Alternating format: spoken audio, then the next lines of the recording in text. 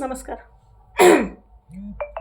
पृथ्वीतलावर राहणाऱ्या सर्व लिंगाच्या माणसांना, स्त्री पुरुष पारलिंगी सर्वांना महिला दिनाच्या खूप साऱ्या सदिच्छा. खरं तर तुम्ही अनेक भाषणांमध्ये आता आज महिला दिनाचं असं ऐकाल की चूल आणि मूल याच्या पलीकडे आता स्त्री गेली पाहिजे असं तुम्ही ऐकतात, किंवा चूल आणि मूलमध्ये त्यांना अडकून ठेवलं असं ऐकतात, किंवा चूल मूलच्या बाहेर पडा असं तुम्ही भाषण ऐकत असतात. हां, आणि अनेक वेळेला असं अनेक जण बोलत असतात. मी एका ठिकाणी भाषणाला गेली होती. त्या ठिकाणी अतिशय म्हणजे एक व्यक्ती होते, वयस्कर व्यक्ती होते, पुरुष माणूस होते. तर ते मला असं म्हटले की चूल आणि मूल सोडलं स्त्रियांनी तर मग ते कोण सांभाळेल, असं ते मला म्हटलं. तर मला त्यांच्या प्रश्नाचं हसू आलं. म्हणजे त्यांचा प्रश्न खरंच अतिशय निरागस होता. आणि ती जी व्यक्ती होती ती अक्षरं शिकलेली नव्हती. म्हणजे ती काय म्हणतात, सुसंस्कृत होती, पण ती अक्षरं शिकलेली नव्हती. ग्रामीण भागातली शेती करणारी अशी सर्वसाधारण व्यक्ती होती. मी त्यांना म्हटलं की खरं आहे तुमचं म्हणणं, चूल आणि मूलच्या पलीकडे बाहेर विचार करायला महिला जर शिकल्या तर कसं व्हायचं ना, चूल आणि मूल कोणी सांभाळायचं. कारण चूल ही अतिशय आवश्यक गोष्ट आहे. हां, म्हणजे स्वयंपाक करणं, कारण बाकी सगळ्याशिवाय व्यक्ती चालू शकतो, पण जेवण केल्याशिवाय माणूस जगू शकत नाही, त्याच्यामध्ये ऊर्जा निर्माण होऊ शकते. शिवाय बाहेर रोज तो जाऊन हॉटेलला जेवू शकत नाही. हां, म्हणजे घरचा जो स्वयंपाक आहे ते करणं भाग आहे, आणि ते खाणं पण म्हणजे ते शरीराची ती गरज आहे. आलं का लक्षात? किंवा ते परवडणारं पण नाही. म्हणजे बाहेर जाऊन रोज खाणं हे खिशाला परवडणारं पण नाही. हां, म्हणजे घरी तुम्ही 5,000च्या किराण्यामध्ये जे सगळे महिनाभर खातात ते तुम्ही 2 किंवा 3 दिवसाचं बिल 5,000चं होतं, आणि अगदी मेस पण ही नियमित आयुष्यभर परवडणारी गोष्ट नाही. हां, मग त्यामुळे काय असतं की घरी आपल्या घरात एक स्त्री असते, आणि ती म्हणजे आज तरी किमान एक स्त्री असते, आणि ती ते सगळं सांभाळत असते. आणि मग त्या बायांना सॉरी, त्या ज्या पुरुष माणसाला हा प्रश्न पडला तो त्याचा एकदम रास्त होता की चूल आणि मूलच्या पलीकडे बाहेर जा, किंवा चूल आणि मूल सोडा, किंवा चूल आणि मूलच्या पलीकडे विचार करायला शिका. मग मग याचा नेमका अर्थ काय? तर याचे वेगवेगळे अर्थ आहेत. म्हणजे काही जण असं म्हणतात की चूल आणि मूलच्या पलीकडे विचार करायला शिका. काही जण म्हणतात की चूल आणि मूल सांभाळून बाहेरची कामं पण तुम्ही सांभाळा. काही जण म्हणतात की पूर्ण चूल आणि मूल सांभाळून घ्या, सोडून द्या. तर लक्षात घ्या, चूल त्याच्यातली म्हणजे मूल ऑप्शनल आहे. हां, म्हणजे ते ठीक आहे, तुम्ही तुमच्या आयुष्य तुमच्या जगण्यावर म्हणजे तुम्ही तुमच्या जिवंत राहण्यावर त्याचा फार फरक पडणार नाही कदाचित, पण मात्र चूल तर फारच आवश्यक आहे. हां, पण मात्र काय झालं की मग आपली आत्तापर्यंत ह्या स्त्रिया निस्वार्थपणे निस्वार्थपणे सेवाभावी वृत्तीने आपल्या घरात आल्यानंतर हे चूल आणि मूल सांभाळत होते.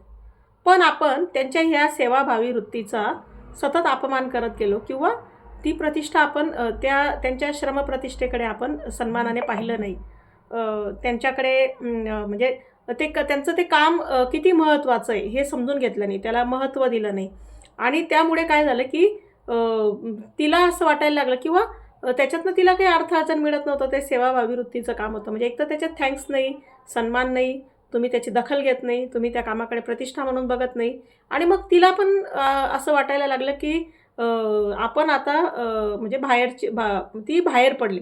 हां, आत्ता काय आहे की ती बाहेर पडत असताना तिची माफक अपेक्षा आहे. म्हणजे मला असं वाटतं की स्त्री-पुरुष समता याचा हे काय काय करू शकतो आपण की स्त्री-पुरुष समता येण्यासाठी तर चूल आणि मूल सोडणं शक्य होणार नाही. कारण मूल असेल तर ते सांभाळावंच लागेल. ती आपली जबाबदारी आहे, स्त्रियांची पण आणि पुरुषांची पण. आणि चूल तर आपली पोटाशी संबंधित गरज आहे, कारण त्याच्याशिवाय आपण जगू शकणार नाही. मग आपण काय करायचं, तर हे चूल आणि आत्ता स्त्रियांची अपेक्षा अशी आहे की ह्या चूल आणि मूलमध्ये तुम्ही तुमची भागीदारी द्या. हां, चूल आणि मूलमध्ये तुम्ही तुमची भागीदारी द्या. म्हणजे एवढी वर्ष स्त्रियांनी हे चूल आणि मूल सांभाळलं, आता त्याच्यामध्ये त्या स्त्रियांना पुरुषांचा सहभाग हवा आहे. हां, पुरुषांचा पण सहभाग हवा आहे, कारण सेवेचं काम तिने एकटीने का करत राहायचं ना.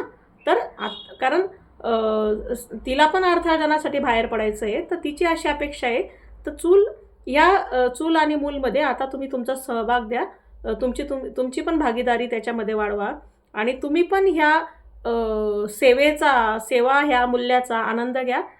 असं आता याचा अर्थ आहे. म्हणजे स्त्री-पुरुष समता आपण ह्या अँगलने त्याचा विचार करतोय, की चूल आणि मूल सोडून चालणार नाही, तर चूल आणि मूल नको आहे असं नाही आहे, तर चूल आणि मूलमध्ये आम्हाला भागीदारी हवी आहे, तुमचा सहभाग हवा आहे.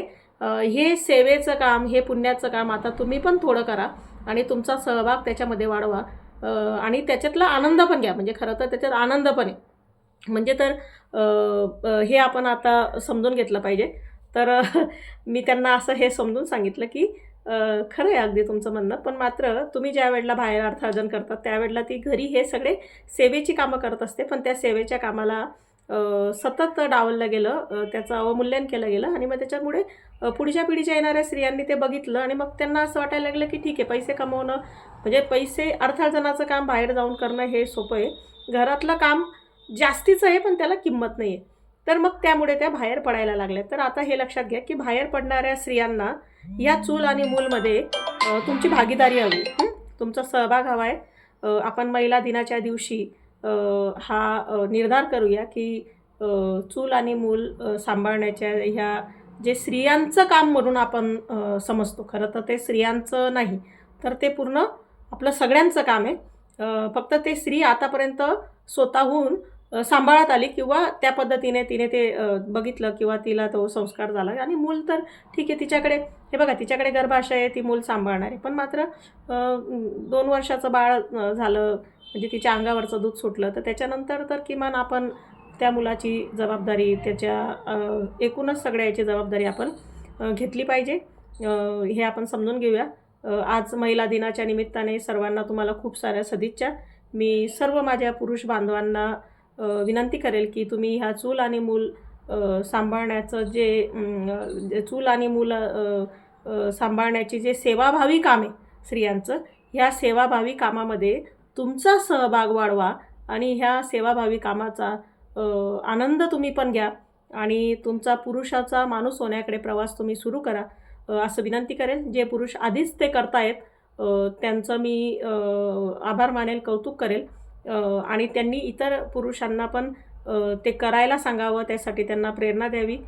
यासाठी तुम्हाला पुढच्या म्हणजे यासाठी तुम्हाला सदिच्छा देते.